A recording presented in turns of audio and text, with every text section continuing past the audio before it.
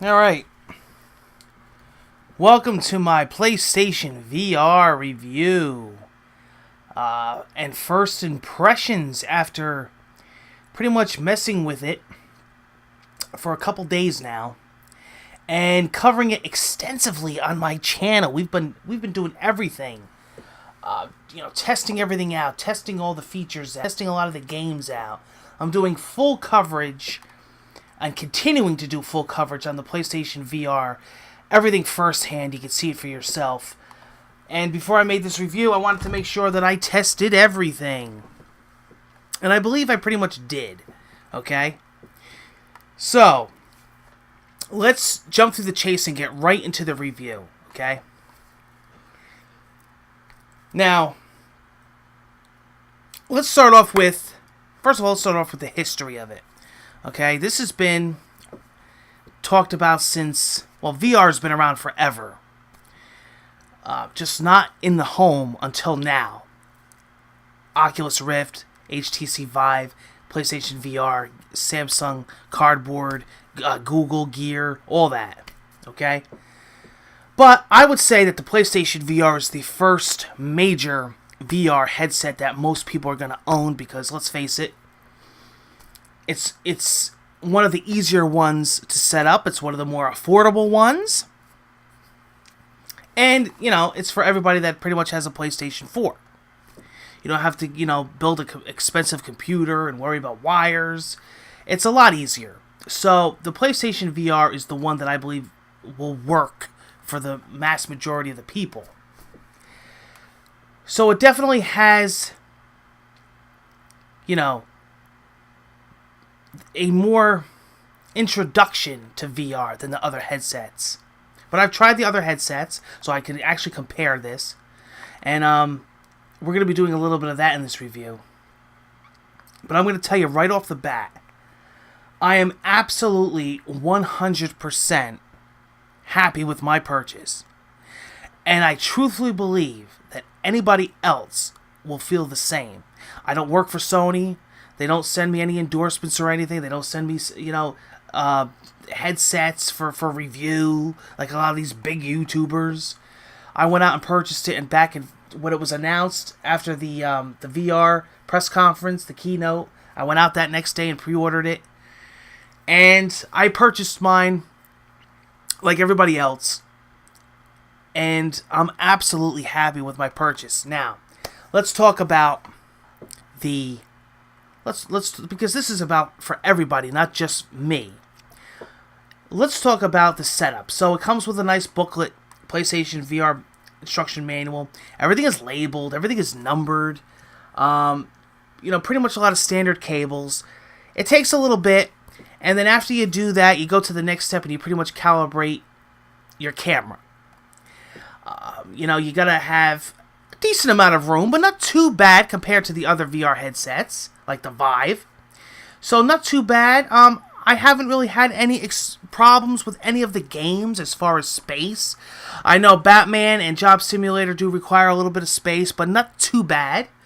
I noticed I was sitting down when I was playing London Heist, and I noticed there's one shooting scene when you're stealing Sierra the Diamond that you have to stand up. You might have to move around a little bit. When I was playing Tumble, the game where you build blocks, I was reaching my arm out. I hit the mic a couple times. As far as direct capture, I'm still trying to figure the best situation out for that with my mic and everything, and taking the headset on and off. But that's a whole different thing for us guys that make gameplay for YouTube. So that's been a different experience for me, doing it the traditional way for a long time. And it's pretty good. I'm quite happy with it. So you do that. You do the calibration with the camera. You do all the in-game setups and everything. It pretty much guides you through the process. And then there you go. And then you're all hooked up. You're powered on. And now I had an extra step, again, because I do direct capture. So I had to do a couple little extra setups with my headset, with my microphone, with my MacBook Pro. I'm using the Elgato HD capture. So I had that to deal with. But it wasn't too bad. I was able to alter the setup process for that. But for the everyday user, boom, do what the book says, you're good to go. I will say this about PlayStation VR. I am having the most fun with this. First of all, more than I ever thought I would with VR. And second of all, a lot more than I ever had for the launch of any system. And let me tell you, that's saying a lot, because if you guys have been following me, I own every system known to man. I have a massive collection. I have a massive museum, even. And I've been there for a lot of launches. This one, with all honesty, I had the most fun. Let me tell you something. This is in no way a gimmick, okay? There's been gimmicks before. This is not a gimmick. This is a game changer. You know, yeah, the price point is the only thing to worry about. You know, how many people are going to really get into it, even though this is the most affordable one. I understand that. It's not something that you use every day. It's not intended for that. It's not intended for everybody in front of your TV to put the headset on. It's made for individual experiences, you know, solo experience once in a while that goes along with existing games. Other games are going to continue to evolve and exist, but you're going to also have this. This isn't a replacement, okay? It's not supposed to be. But I'm going to tell you this, though. The technology here is amazing. I've never had an experience like this in my life. Watching people come into my room and putting this on and trying it is priceless. I actually enjoy watching them, just like how I love giving gifts at Christmas to people, and I actually enjoy their reactions to opening them more than I enjoy opening gifts myself. It's the same with this. I love people's face expressions. I'm talking about people that don't play video games. People that haven't touched video games in years put this on and they're hooked. Like my mother, she's constantly in my room saying, "Oh, can I play, Tumble again? Can I play Thumper again? Can I do that Ocean Descent game again with the shark?" This is getting people into video games. This is like amazing. And until you view VR, until you put that headset on, you know what I'm talking about. So you might be saying, "Well, Sean, why are you covering it on your channel with gameplay?" I'm not supposed to make you feel like you're playing with me. I'm supposed to at least convince you. My goal would be to convince you, while you're watching me, to say, "You know what? I'm enjoying what Sean's doing. I want to go check it out. I want to go check it out at a kiosk or a demo booth myself, and then I'll make my decision if I want to buy it." If I can at least do that, I've already got 2, 3, 4 people tell me they bought it because of my gameplay. They went to a thing and tried it. Whether it was Best Buy, GameStop, Target, they went to try it, and they purchased it, and they ordered one. That's awesome. That's my goal. But nobody on YouTube can tell you this is VR, because you have to put it on. This is something that you need to experience. If somebody's even in the room here watching me play it, they can't figure it out until I put the headset on. Like my dad was in the room watching me play Rush of Blood. He goes, "That looks kind of cool." I put the headset on him. The man his reactions were priceless. He was flipping out. He said, "This is incredible." And another thing that I find very interesting is that a lot of people that are doing these reviews are not talking about other potentials other than gaming. This doesn't stop with gaming. This has so much potential. Let me explain something to you. I've done an app on here. I'm going to actually review it. VR Radio. It's supposed to be like a VR 360 a network of movies that you download and watch. Now, this could be anything from movie trailers. This could be sitting in front row at a concert. I watched a Limp Bizkit concert. The Conjuring trailer experience. The Ring. Educational for children, for young adults, for adults. A safari journey where a narrator tells you about animals. A relaxing day at the beach. The atmosphere, going through space, learning about asteroids. This is how it's going to be. How would you like to have your own planetarium? You know, how would you like in the future to be able to go on your cable or wherever, or satellite, and be able to put yourself in a concert or a speech or, something with NASA on the moon? Could you imagine? The possibilities are endless with VR. And I'm going to tell you something. I didn't in many years that I've been following this, I didn't realize how real it was until I tried it. I'm going to give you an example. The way that VR, I think we're still learning how our brain reacts to VR, and it's early yet. And I've been learning and finding out more things each day, okay? So, again, I'm not here to tell you right now you got to go out and buy it. I'm telling you the truth. If it sucked or if it had problems, I'll tell you. And sure, you know, there's still a lot more to be improved, but let me tell you, what's here now is really good, okay? I was playing Rush of Blood, and there's a part where you go past like a gas tank, and the tank explodes. Do you actually believe that in my brain I thought I smelt it?